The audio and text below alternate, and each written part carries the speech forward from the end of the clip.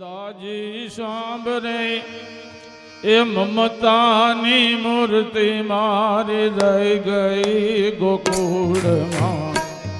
નંદલાલા ને માતા યશોદાજી સાંભરે મમતાની મૂર્તિ મારી રહી ગઈ ગોકુળમાં.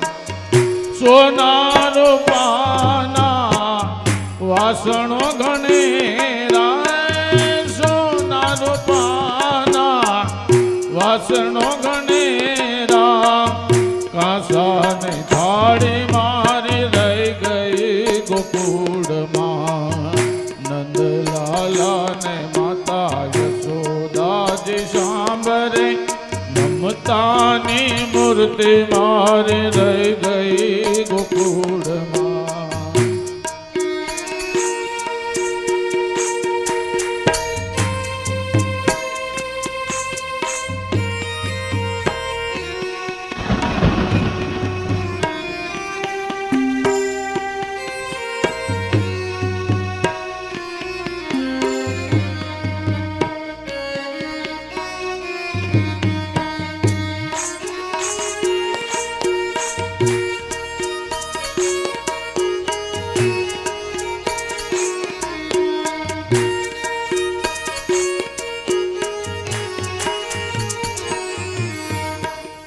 છપ્પન ભોગ સ્વાદ ના ગણેરા, છપ્પન ભોગ સ્વાદ ના ગણેરા, માખણ ને મિશ્રી મારી રહી ગઈ ગોકુળમાં.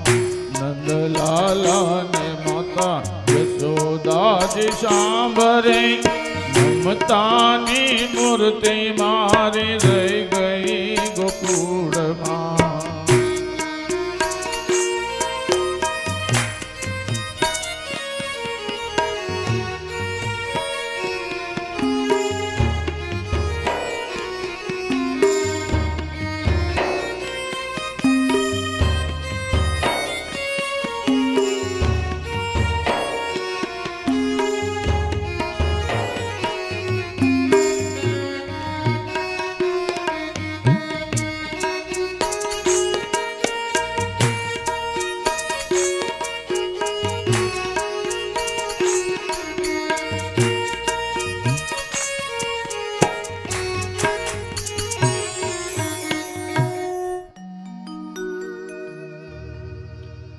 અને ઉદ્ધવજી આવી અને કૃષ્ણના ખંભા ઉપર હાથ મૂક્યો છે. અને કૃષ્ણએ જોયું તો બોર બોર જેવડા કૃષ્ણ આંસુ પાડે છે. આ શું છે કૃષ્ણ, તમે રડો છો? તમારા માટે તો આજે ઉત્સવ ઉજવાઈ રહ્યો છે અને તમારા આંખની અંદર આંસુ છે. અને કૃષ્ણ કહે છે, ઉદ્ધવ, હું રડતો નથી, મને કોક રડાવે છે. મને મારી માં યશોદા યાદ આવે છે, મને ગોકુળની ગોપીઓ યાદ આવે છે. હું રડતો નથી પણ મને કોઈ રડાવે છે. મને મારી માનો સ્નેહ છે ને એ રડાવે છે. અને ઉદ્ધવ છે ને એ જ્ઞાની છે, ખૂબ જ જ્ઞાની છે. કારણ કે ગુરુ બૃહસ્પતિના શિષ્ય છે. અને કૃષ્ણ કહે છે, ઉદ્ધવ, તને એ સમજવામાં નહીં આવે કે ગોપીઓનો પ્રેમ કેવો છે. અને ઉદ્ધવ કહે છે, કૃષ્ણ, ગોકુળ ક્યાં આઘું છે? તને એવું લાગે કે જાવું છે મળવા માટે, સવારે જવાનું, સાંજે પાછું આવી જવાનું.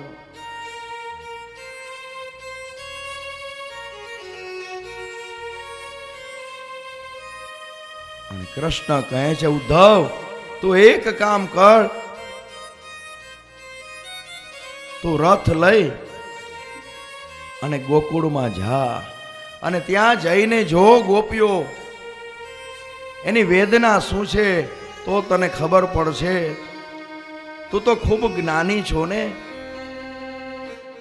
બુદ્ધિથી જ્ઞાનથી જોઈશ ને તો તું નહીં પામી શકીશ. અને ત્યારે જે ઉપદેશ મને આપવો છે ને અત્યારે, એ ઉપદેશ તું ગોકુળમાં જઈ અને ગોપીઓને આપ. અને આ બાજુ ભગવાને ઉદ્ધવને તૈયાર કર્યા છે. ભગવાન પોતે ગયા નથી, અને ઉદ્ધવ છે ને એ ભગવાનનું સ્વરૂપ છે. ભગવાન શ્યામ છે તો ઉદ્ધવ પણ શ્યામ છે. ભગવાન આજાન બાહુ છે તો ઉદ્ધવ પણ આજાન બાહુ છે. કૃષ્ણ પીળું પીતાંબર પહેરે છે તો ઉદ્ધવ પણ પીળું જ પીતાંબર પહેરે છે. અને જેવા કૃષ્ણ છે એવા જ ઉદ્ધવ છે. અને ઉદ્ધવનો રથ તૈયાર થયો છે. અને ધીમે ધીમે રથ છે ને એ ગોકુળ તરફ આવે છે. મથુરાથી ઉદ્ધવનો રથ ગોકુળ તરફ આવે છે. અને દરરોજ એવું બને છે કે ગોકુળવાસીઓ સવાર પડે ને એટલે એ જ આશાના દીવડાને પેટાવી ગોપીઓ ગામના ગોંદરે આવીને બેસે છે કે હમણાં મથુરા માર્ગે થી કૃષ્ણ આવશે. દરરોજ સવાર થાય, દી ઉગે અને ગોપીઓ ત્યાં રાહ જોવે છે. અને સાંજ પડે ત્યારે દુખી થયેલી ગોપીઓ પોતાના ઘરે આવે છે કે આજે નથી આવ્યો, કાલ જરૂર આવશે. એવી રીતે જ્યાંથી કૃષ્ણ છે ગોકુળ છોડીને મથુરા આવ્યા ત્યારથી ગોપીઓ છે ને સવાર પડે અને મથુરાના કેળા આગળ આવીને ઊભી રહે. અને એ જ સમયે મથુરાથી રથ આવતો જોયો. જેમ શરીરની અંદર પ્રાણ આવે એકદમ ગોપીઓ ઊભી થઈ. જોયું ને, આવ્યો ને કૃષ્ણ, આવ્યો ને. અને હળી કાઢી, એ કૃષ્ણ આવ્યો, કૃષ્ણ આવ્યો. કારણ કે ઉદ્ધવ છે ને એ કૃષ્ણ જેવા જ છે. અને જ્યાં નજીક રથ આવ્યો આ એકદમ નિરાશ થઈ ગઈ કે આપણે જેની રાહ જોઈએ છીએ ને એ તો છે નહીં. આ વળી કોણ આવ્યું આ સોનાનો રથ લઈને? અને હવે ગોપીઓ કહે છે હવે આપણે ગમીએ નહીં ગામડાના, એ તો હવે શહેરમાં જ રહેશે. અને ત્યારે ઉદ્ધવે કીધું કે ગોપીઓ, હું મથુરામાંથી આવું છું અને મારે નંદ બાબાના ઘરે જ આવવું છે. મને જરા નંદ બાબાનો ઘરનો રસ્તો બતાવશો? અને ત્યારે ગોપીઓએ ઉદ્ધવની સામે આંખ કાઢી, કંઈ બોલી નહીં અને આગળ ચાલવા માંડી. વળી પાછો ઉદ્ધવજી બીજી વાર પૂછે છે કે મારે નંદાલય જવું છે, મને રસ્તો તો બતાવો. અને ત્યારે ગોપી બોલી, અરે મથુરાવાસી, હવે તો કોઈ આ ગામમાં નંદાલયનો રસ્તો પણ પૂછતું નથી. એક આવ્યો હતો ને મથુરાથી અને લઈ ગયો અમારા કૃષ્ણને, અમને દરિદ્ર કરી ગયો. હવે તમે શું લેવા આવ્યા છો?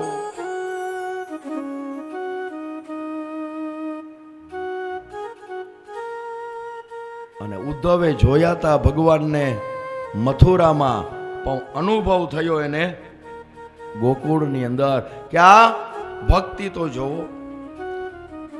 અને એક ગોપીએ કીધું કે તમારે નંદાલય જવું છે ને? હા, રસ્તો બતાવવાની કોઈ જરૂર નથી. જો જ્યાં વહેતો વહેતો પાણીનો પ્રવાહ છે ને એ પ્રવાહે તમે જાશો ને, જ્યાં પ્રવાહ પૂરો થાય ને એ નંદાલય છે, એ નંદજીનું ઘર છે. કારણ કે આ છે કોઈ સામાન્ય બીજું પાણી નથી, પણ યશોદામાના આસુડાની ધાર છે.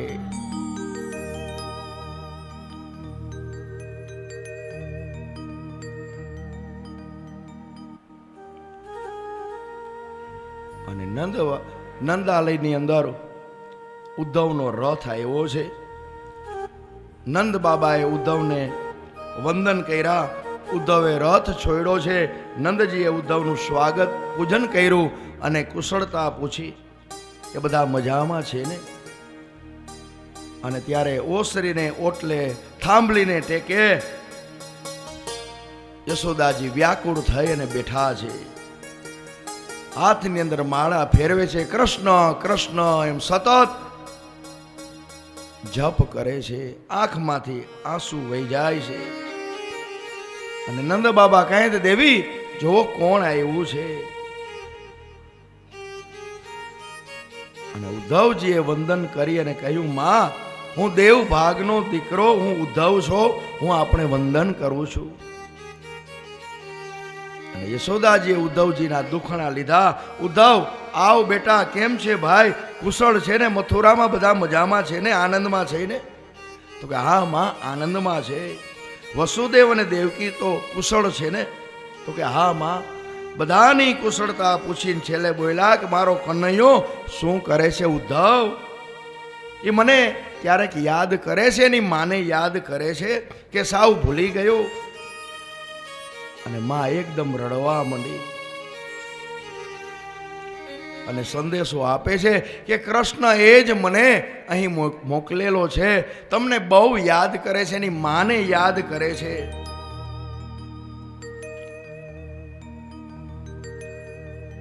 અને ભ્રમર ગીત વડે ઉદ્ધવજીને સમજાવે છે.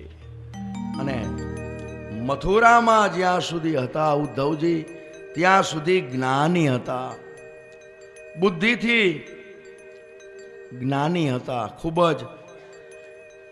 અને અહીં આવ્યા ને ત્યારે ખબર પડી કે આ ગોપીઓની વેદના શું છે. અને ઉદ્ધવજીએ કહ્યું, સાંભળો, હું શ્યામનો સંદેશો લઈને આવ્યો છું. અને હમણાં ગોપીઓ રડતી હતી ને તે હવે હસવા લાગી. અને ઉદ્ધવને થયું કે કેટલી આ પાગલ છે, મારે આ લોકોનું બહુ ધ્યાન આપવું પડશે. કંઈ વાંધો નહીં, એવો જ્ઞાન ઉપદેશ કરીશ ને કે એ બધું ભૂલી જાય. ઉદ્ધવને હજી એમ છે. અને ત્યારે ગોપીઓ હસવા લાગી. અને ઉદ્ધવે પૂછ્યું કે હું સંદેશો લાવ્યો છું. એમાં હસવાની વાત ન હોય. વળી ગોપીઓએ ફરી પૂછ્યું, તમે શું સંદેશો લાવ્યા છો? અને ઉદ્ધવજી ફરી બોલ્યા કે સંદેશો લાવ્યો છું. ગોપીઓ ફરી હસવા લાગી, એકબીજાને તાલી આપવા લાગી. ઉદ્ધવ કહે છે કે હું કૃષ્ણનો સંદેશો તમને કહેવા માટે આવ્યો છું. અને ત્યારે ગોપીઓએ કીધું, ઉદ્ધવ સંદેશો કોનો હોય? જે બહાર ગયા હોય એનો સંદેશો હોય ને.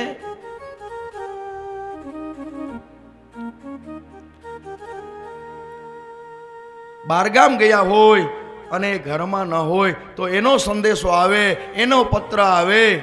કૃષ્ણ તો ઉદ્ધવ અમારા હૃદયમાં છે. અને એ સાંભળીને ઉદ્ધવના આંખની અંદર પણ આંસુ આવ્યા છે. અને ઉદ્ધવજીનું જ્ઞાન છે ને એ પ્રેમ ભક્તિની અંદર રંગાયું છે. અને આ બાજુ ઉદ્ધવ પુનઃ મથુરા જવા માટે તૈયાર થયા. આખું ગામ એને વળાવવા માટે આવ્યું. કોઈને કોઈ ભેટ લઈને આવે છે.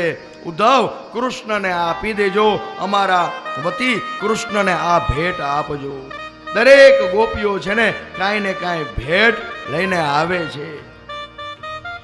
અને યશોદામાએ પણ એને માખણ આપ્યું છે. અને વળી યશોદાજીએ કીધું કે ઉદ્ધવ કૃષ્ણને એટલું કહેજે, જો કોઈ દાસીની જરૂર હોય તો તારી માં આવે દાસી તરીકે, એને એટલો તું સંદેશો આપજે. અરે મથુરાના રાજા ત્યાં છો, ગોવાળો ને ભૂલી ગયા છો, માને તીન મેલે ગયા છો રે. એ ઉદ્ધવજી એમ મારા વાલાને એ વઢીને કહેજો, એ માને તો મનાવી લેજો રે. એ ઉદ્ધવજી એમ મારા વાલાને એ વઢીને કહેજો રે. એક વાર ગોકુળ આવો એ માતાજી મોઢે થાવો એક વાર ગોકુળ આવો આવી જાઓ એ માતાજી મોઢે થાવો એ ગાયો ને હમારી જાઓ રે એવો ધવલી એમ મારા વાલાને એ વડીને કેજો રે માને તો મનાવી લેજો રે એવો ધવલી એમ મારા વાલાને એ વડીને કેજો રે ઉપજા ચરંગે કાળી એ કાળા તને વાના માડી એ ખૂબ જા છે રંગે કાળી એ કાળા તમે વન માણી આવી જેવી કાયા બનવારી રે એવો ધવજી એમ મારા વાલાને એ બધીને કહેજો રે માને તો મનાવે લેજો રે મારા વાલાને એ બધીને કહેજો.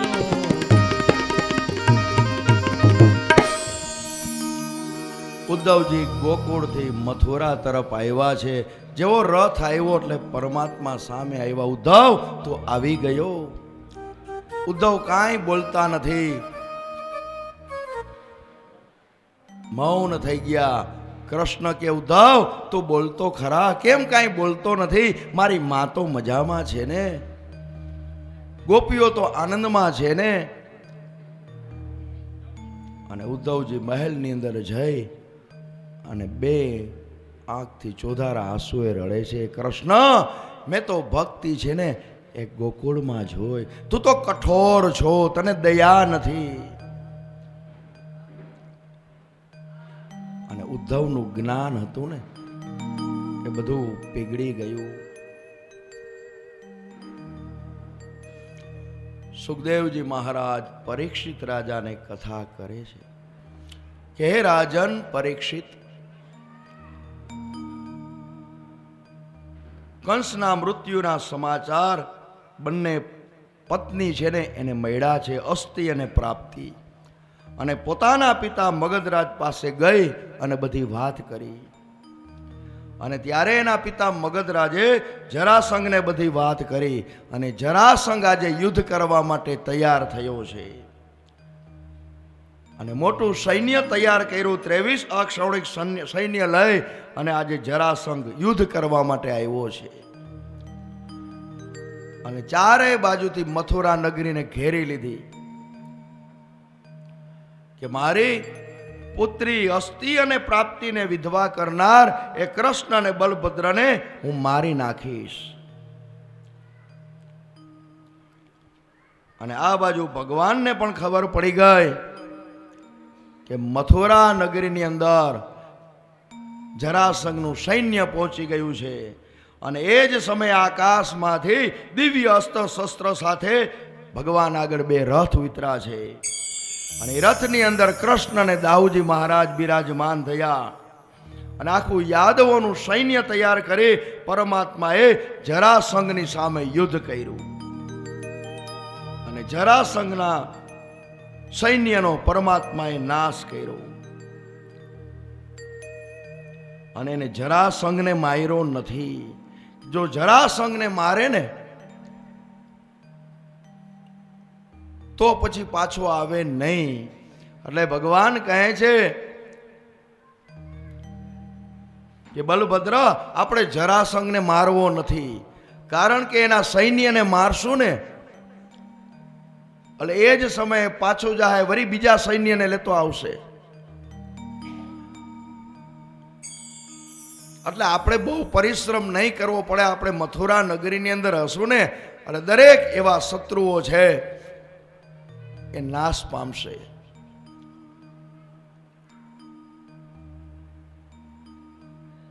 અને આવી રીતે 17 વખત જરાસંઘ આવે છે અને 17 વખત જરાસંઘના સૈન્યનો પરમાત્મા નાશ કરે છે.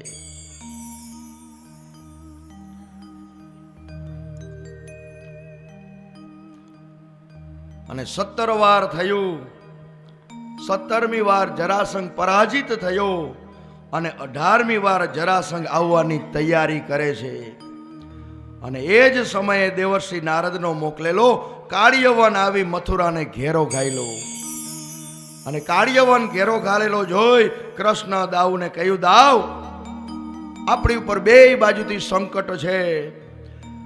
કાળિયવનને મથુરા નગરીએ ઘેરો ઘાયલો છે અને જરાસંઘ આખું સૈન્ય લઈ અને 18મી વખત મથુરા નગરી ઉપર ચડાઈ કરવા માટે આવે છે. અને હવે આપણે જીતવું મુશ્કેલ છે, કારણ કે આ બબ્બે સૈન્ય છે.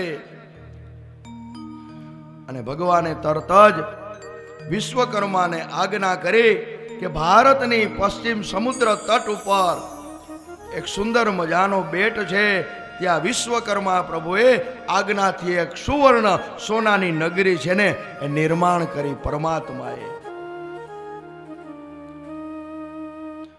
અને સર્વ યાદવોને પોતાના યોગ માયાથી મથુરામાંથી ઉઠાવી અને નગરીની અંદર પધરાવ્યા. અને ચારે બાજુ સુવર્ણના કિલ્લા છે અને એના અનેક દ્વાર છે.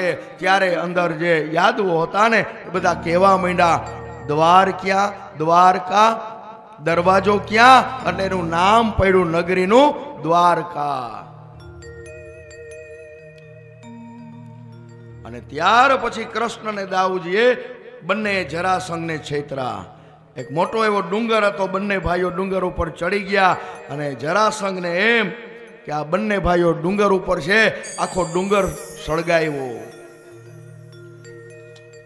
અને ગુપ્ત ગુફા હતી, એમાંથી ભગવાન છે ને બંને ભાઈઓ ત્યાંથી નીકળી ગયા. અને આ બાજુ જરાસંઘને એમ થયું કે આ ડુંગર સળગો છે એટલે બંને ભાઈઓનું મૃત્યુ થયું છે. જરાસંઘ આગળ ખૂબ રાજી થયો.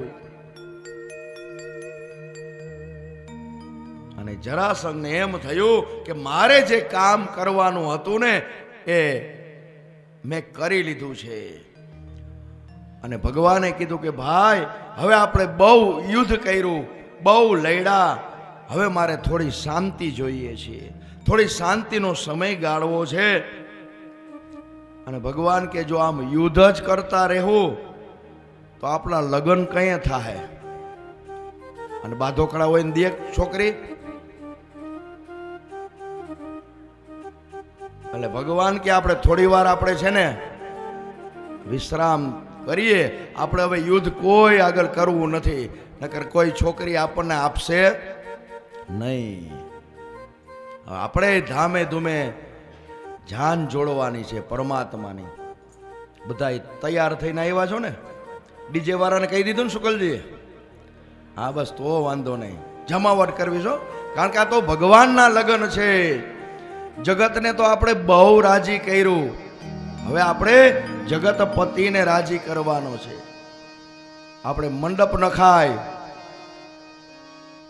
અને સાંજે શું હોય? દાંડિયા રાસ હોય. એટલે ત્યાં એટલી જગ્યા એટલા માટે જ રાખી છે. એટલે થોડી વાર માટે આપણે રાસ લેશું.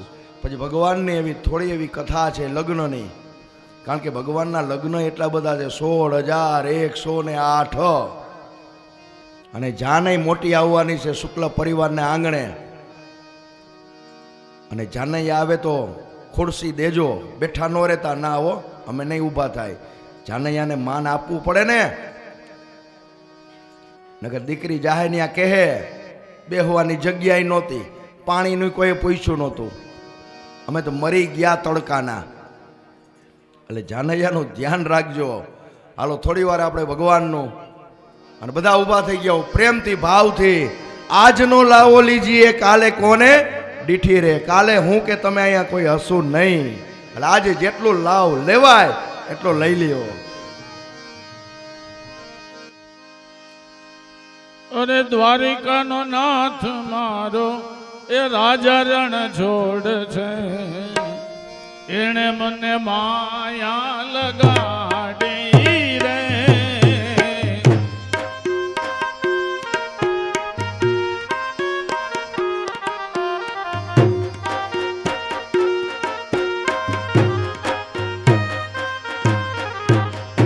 એને મને માયા લગાડી મારા વાલા.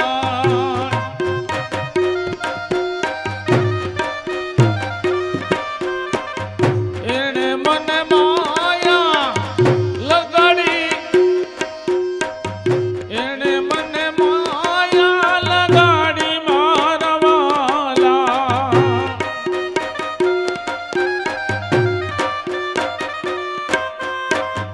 એને મને માયા લગાડી રે. દ્વારિકાનો નાથ મારો રાજા રણ છોડ છે, એને મને માયા લગાડી રે.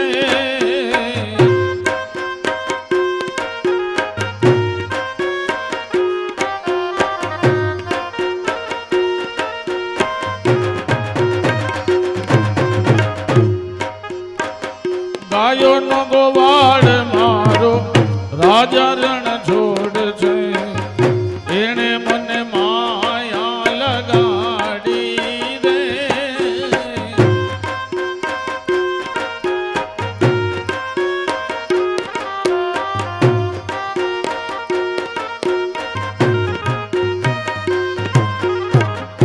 એને મને માયા લગાડી મારા વાલા.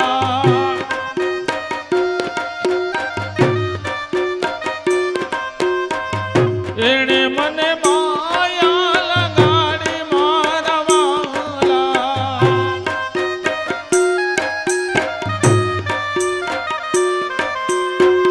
તમે મને તમે મને તમે મને માયા લગાડી રે.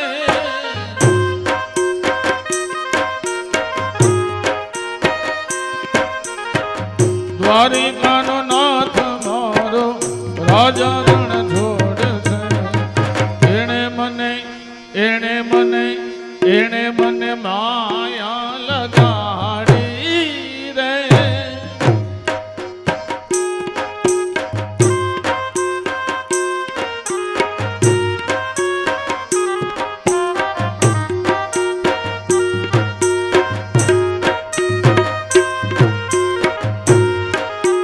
માખણનો ચોર મારો રાજા રણ છોડ છે, એને મને માયા લગાડી રે.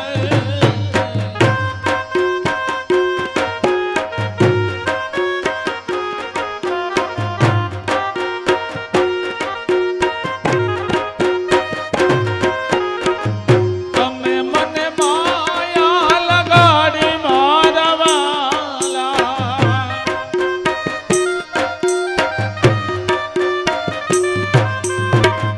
તમે મને માયા લગાડી મારા વાલા.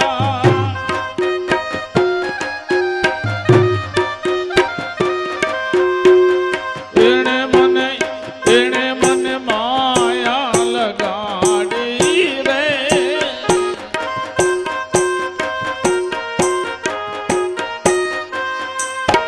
દ્વારિકાનો નાથ મારો રાજા રણ છોડ છે, એને મને માયા લગાડી રે.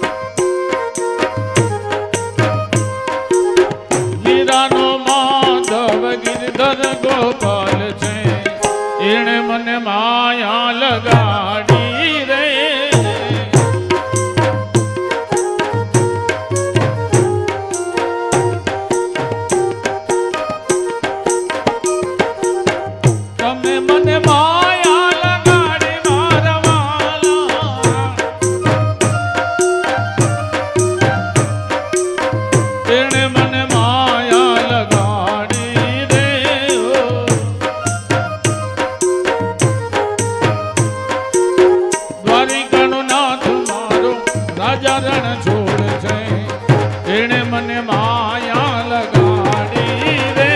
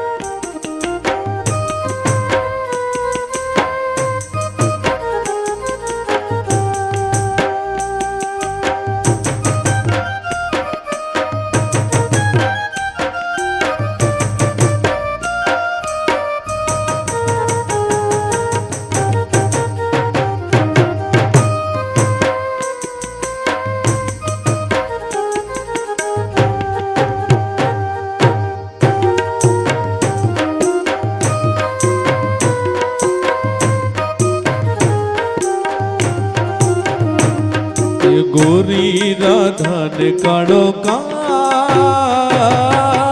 कर में घूमे भूली बा. ये गोरी राधा ने काड़ो का कर में रमे भूली बा. राधा નું રૂપ છે ને કાનોડાની પ્રીત છે મિત માંડીને જુએ રાધાનું રૂપ છે ને કાનોડાની પ્રીત છે આંખો માંડીને જુએ કા. ગોરી ગોરી રાધા ને કાળો કા ગરમે રમે ભૂલી બા. એ ગોરી રાધા ને કાળો કા ગરમે રમે ભૂલી બા. પશ્ચિમના રાધા રાણી પૂરવનો કાનુડો કેવિયા હંસલાની જોડ રે. નવરંગી રાતો મારું મેં જુમે મેલડીને ખાટા મીઠા રે એના કોલ રે. એ પશ્ચિમના રાધા રાણી પૂરવનો કાનુડો કેવિયા હંસલાની જોડ રે.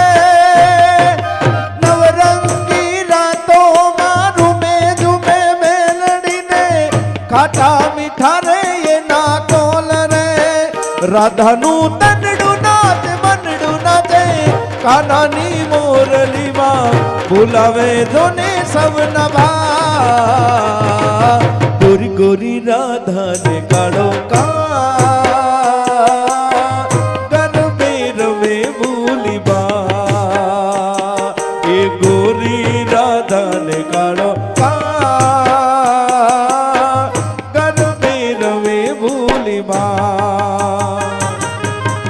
નંદ નાને હડા માનેતી ગોકુળની ગામલડી હું તો નંદ નાને હડા માનેતી ગોકુળની ગામલડી. ખીલેથી છોડી તો ભલે મુને છોડી ખીલેથી છોડી તો ભલે મુને છોડી પણ ખાટકીને વેચવી ગોકુળની ગાવલડી હું તો નંદ નાને હડામાં રહેતી ગોકુળની ગાવલડી.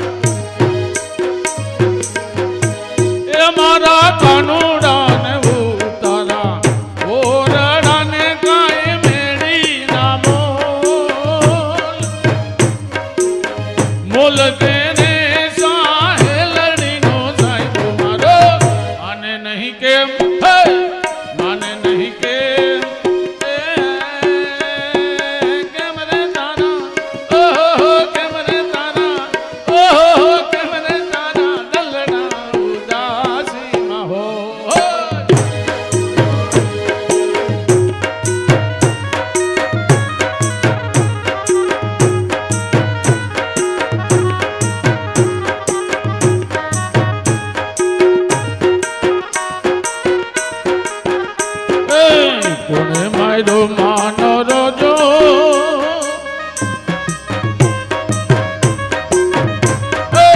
કોને માર્યો માનો રોજો કોને માર્યો માનો રોજો એ મારી આય ખોડલનો રોજો એ મારી મચરાડીનો રોજો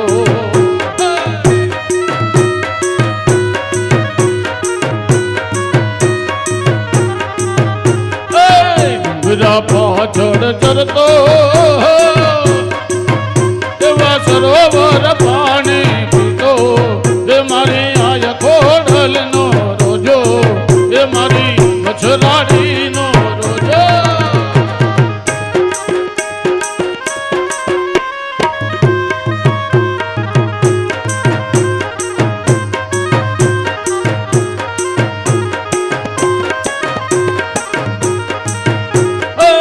સોનાની સિંગડીએ એ બાયો રૂપાની વેલડીએ સોનાની સિંગડીએ બાયો રૂપાની વેલડીએ એ મારા રોજાને શણગારો એ મારા રોજાને શણગારો રોજો રોજો રોજો ઓડે મારો માનો રોજો એ મારી આય ખોડલનો રોજો એ મારી મછરાડીનો રોજો ખમા મારી એ ધન ધન્ય મોગલ તારા નામને રે ધન ધન્ય મોગલ તારા નામને રે આયુ સુખડાયા પોછો તમામને રે આયુ સુખડાયા પોછો તમામને રે ધન ધન્ય ધન ધન્ય ધન ધન્ય મોગલ તોરા નામને રે એ ધન ધન્ય મોગલ તોરા નામને રે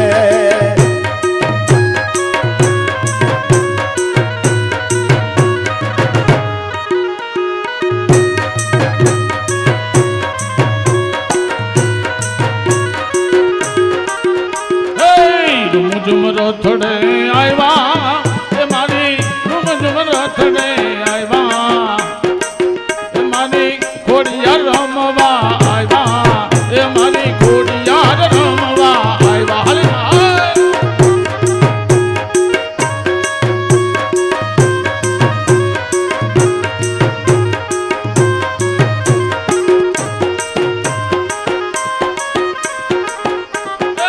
હાલો વધાવાને જઈએ અરે હાલો વધાવાને જઈએ એ મારી ખોડિયાર માને વધાવો એ મારી ખોડિયાર માને વધાવો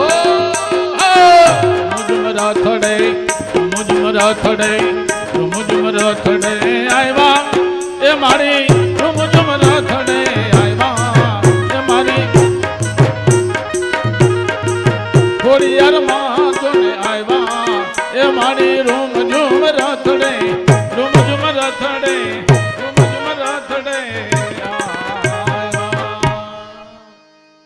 गिरिराज धरण की जय ભાગવત ભગવાન કી જય.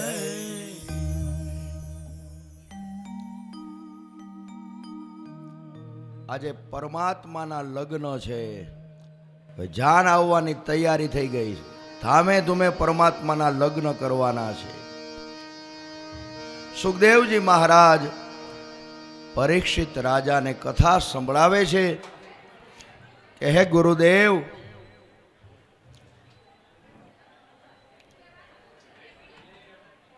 આજ તો મારા ઠાકરના લગ્ન છે, એની કથા તમે વિસ્તારપૂર્વક મને કહો.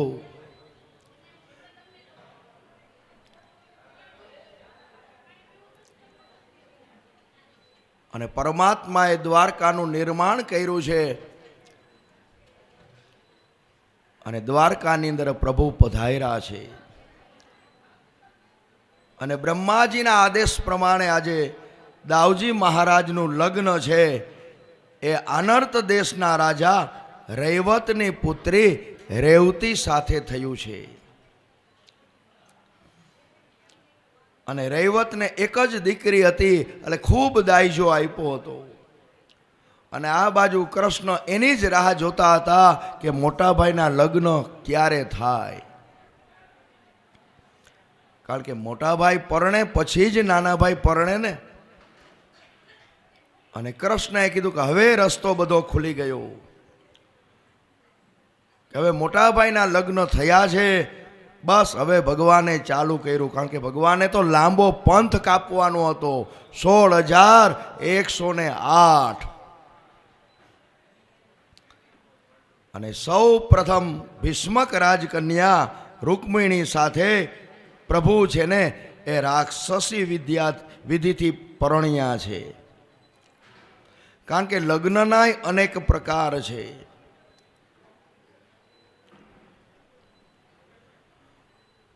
અને પરીક્ષિત મહારાજ કહે છે, હે ગુરુદેવ, આ કથા થોડી હવે વિસ્તારપૂર્વક કહો. ત્યારે સુખદેવજી મહારાજ કહે છે કે વિદર્ભ દેશના રાજા ભીષ્મકની પુત્રી હતી રૂકમિણી. રૂકમી, રૂક્મરથ, રૂક્મબાહુ, રૂક્મકેશ અને રૂક્મમાલા નામના 5 પુત્રો હતા. અને રૂકમિણી નામની એક કન્યા હતી. અને રૂકમિણી કન્યા યોગ્ય, વિવાહ યોગ્ય થઈ એટલે એના પિતાએ વાત કરી, બેટા હવે તારા માટે કોઈ યોગ્ય વરની શોધ કરવી છે. અને આજે રૂકમિણી ના પાડે છે, મારે લગ્ન કરવા નથી. એના પિતાજી સમજાવે છે, બેટા લગ્ન તો કરવા જ પડે, દીકરી છે ને એ તો સાસરે જ શોભે. તારા મનની અંદર જે કાંઈ હોય એ તું મને કહે. અને ત્યારે રૂકમિણીએ કીધું કે મારું મન છે ને એ દ્વારકાવાળા કૃષ્ણ સાથે જ મારે લગ્ન કરવા છે. કારણ કે મનથી તો હું વરી ચૂકી છું. મારા જો તમારે લગ્ન કરવા હોય ને તો મારે કૃષ્ણ સાથે કરવા છે. અને પિતાજી ખૂબ રાજી થયા, ભલે બેટા હું તારું લગ્ન છે ને એ કૃષ્ણ સાથે કરીશ, જા. અને પિતા તૈયાર થયા, પણ રૂકમિણીનો ભાઈ રૂકમી છે ને એને આ ગમ્યું નહીં કે મારે એ ગોવાળિયા સાથે મારી બેનના લગ્ન કરવા નથી. એ તો ચોર છે, એ ગોપાલ છે. અને મારે મેં એક મૂર્ત્યો પિતાજી શોધી રાખ્યો છે. શિશુપાલ મારો મિત્ર છે ને એની સાથે જ મારી બેનના લગ્ન કરવા છે. અને આ બાજુ રૂકમિણીને ગમતું નથી. અને તરત જ ઘડિયા લગ્ન લેવાના છે. લગ્નનો દિવસ નજીક આવ્યો અને રૂકમિણીએ વિચાર કર્યો કે મારું મન છે નહીં કે તો કૃષ્ણમાં જ છે. કૃષ્ણને તો હું વરી ચૂકી છું, હવે બીજા કોઈની નહીં થાવ. અને રૂકમિણીએ એક પત્ર લખ્યો છે, 7 શ્લોકનો સરસ મજાનો પત્ર છે. પત્ર તૈયાર કરી અને સુદેવ નામના બ્રાહ્મણને કીધું કે તમે જાઓ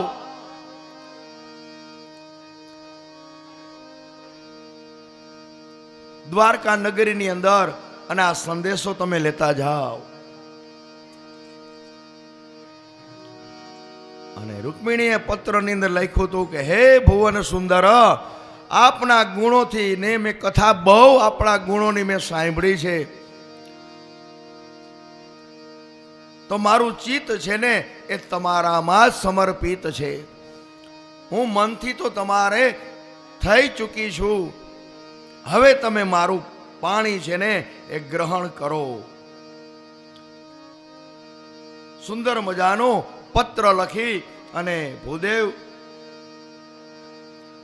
ને પત્ર આપે છે કે તમે દ્વારકા જાઓ અને દ્વારકા નગરીની અંદર આ પત્ર છે ને એ કૃષ્ણને આપજો.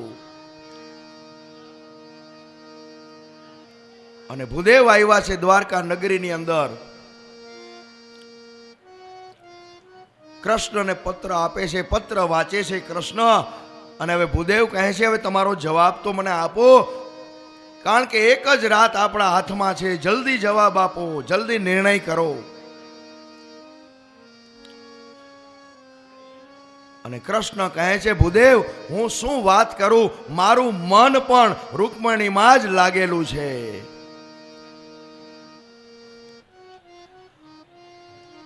અને મને રૂકમણીના જ બધા વિચાર આવે છે, મને સપના એના જ આવે છે.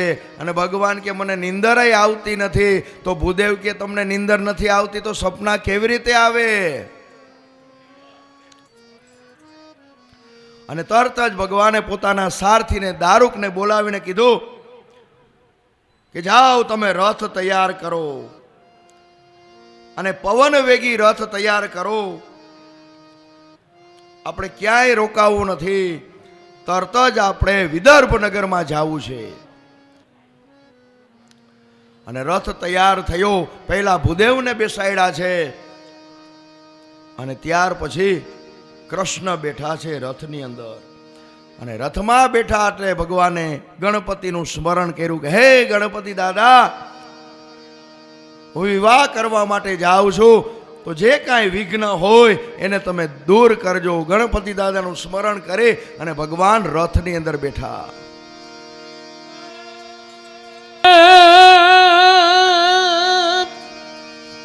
આ માધવપુરનો માંડવો અને જાદવ કુળની જાન એ પરણે દેવી રૂક્ષ્મણી હરને એવા તોરણ આવ્યા છે શ્યામ. ભગવાન રથમાં બેસી અને દારૂકને કીધું, રથ છે ને એ મારી મૂકો.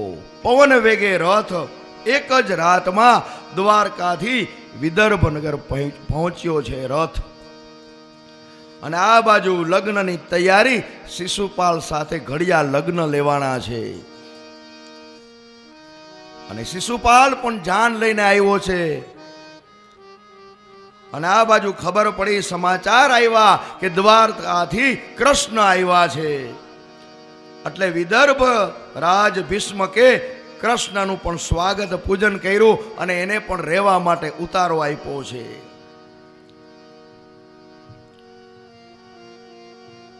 અને આજે ભીષ્મકે સ્વાગત કર્યું, પણ મનોમન એવો વિચાર કર્યો કે મારી પુત્રીના આની સાથે લગ્ન થયા હોત તો કેવું સારું હોત. અને ત્યારે ભગવાને મનોમન કીધું કે તથાસ્તુ, તારા મનની જેવી ઈચ્છા છે ને એ જ પૂરી થશે. અને દ્વારકાથી કૃષ્ણ આવ્યા છે એની ઉઠતી ઉઠતી વાત છે ને એ વરરાજાના ઉતારે ગઈ. અને વરરાજાને ટાઢિયો તાવ ચાલુ થઈ ગયો શિશુપાલને, કારણ કે એને ચોરી કરવાની ટેવ છે. અને આ બાજુ લગ્નની પૂર્ણ તૈયારી થઈ ગઈ છે. જાન છે માંડવે આવવાની તૈયારી થઈ ગઈ શિશુપાલની, બધી તૈયારી. અને રૂકમિણીએ પોતાની સખીઓની સાથે ગામની બહાર એક જગદંબાનું મંદિર છે ત્યાં દર્શન કરવા માટે ગઈ છે. અને માતાજીની સ્તુતિ કરી, હે પ્રભુ તમે મને સહાય કરજો, સહાય કરજો. હે મોગલ આવે એ નવરાત રમવા, કેવા કેવા બેસનો, કેવા કેવા બેસે. માતાજીની ખૂબ પ્રાર્થના કરી. અને એ જ સમયે કૃષ્ણ પણ રથ લઈને આવ્યા છે. ત્યાં મંદિરની બરોબર પગથિયે રથ રાખ્યો છે. અને રૂકમિણી પ્રાર્થના કરી, જેવા બહાર નીકળ્યા રથ તૈયાર હતો. દારૂકને કે તૈયાર રહેજે. અને ભગવાને પોતાનો જમણો હાથ રૂકમિણીને આપ્યો અને હાથ પકડી રથની અંદર બેસાડ્યા અને રથ મારી મૂકો. અને આ બાજુ માંડવામાં જ્યાં વરઘોડાની તૈયારી, જાન આવવાની તૈયારી, ત્યાં ખબર પડી કે કૃષ્ણ છે ને એ રૂકમિણીનું હરણ કરી ગયો.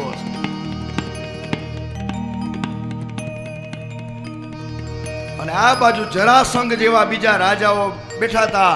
એને એમ થયું બધા એકદમ ઊભા થઈ ગયા કે બરોબર આ મોકો છે.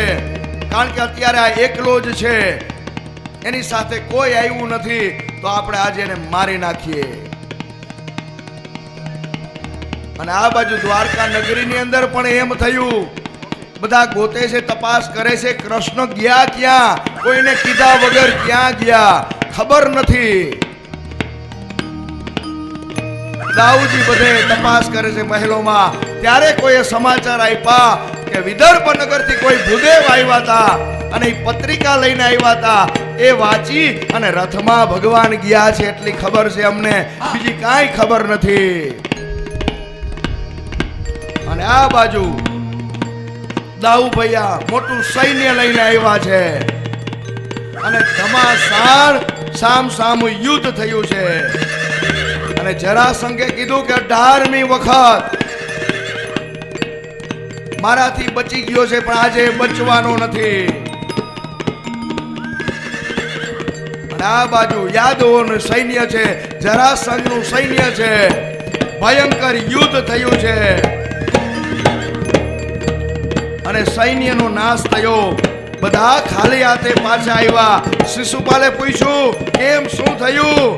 તો કે આપણા ભાગ્ય જ નબળા છે, ભવિષ્યમાં જોઈ લેશું. અરે ભવિષ્યમાં શું, અત્યારે જ આપણે એને જોઈ લઈ. અને તરત જ કૃષ્ણ સામે કૃષ્ણને પકડી લીધા છે. કારણ કે કૃષ્ણ એકલા છે, પણ આ બાજુ દાઉ ભૈયાને ખબર પડી દ્વારકામાંથી સૈન્ય લઈને આવ્યા છે અને સામ સામે યુદ્ધ થયું અને યુદ્ધના અંતે સૈન્યનો નાશ થયો.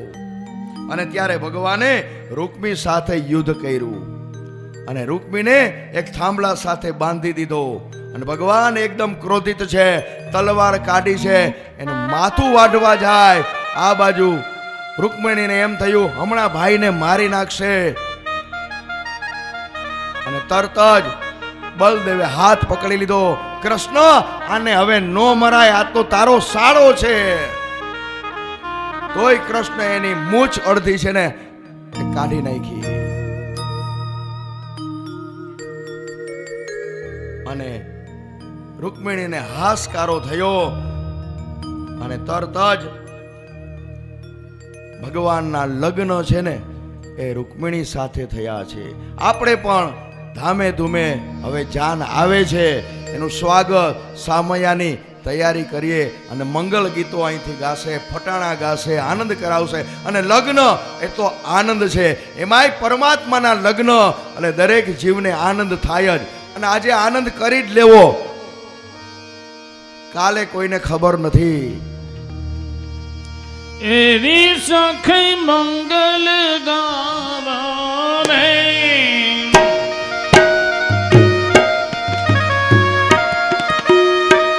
ધરતી અંબર સજાવો ને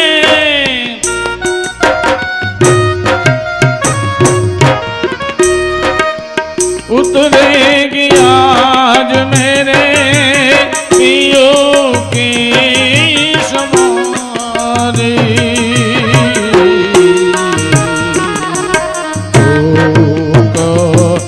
पुरावो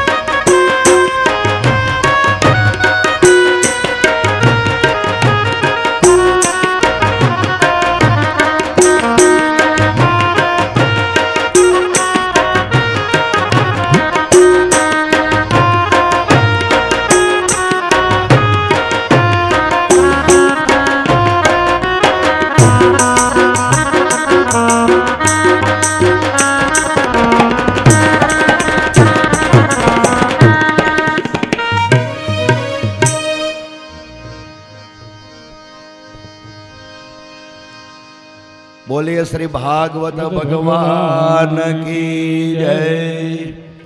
ધોરાજીથી શુક્લ પરિવારના આમંત્રણને માન આપી અને બ્રહ્મ સમાજ ધોરાજીથી અહીં દરેક સભ્યો પધારેલ છે.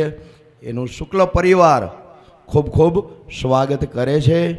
આવો આ બાજુ જગદીશભાઈ, અરુણભાઈ, મનીષભાઈ, ભરતભાઈ, હરેશભાઈ, સુનિલભાઈ, આવો.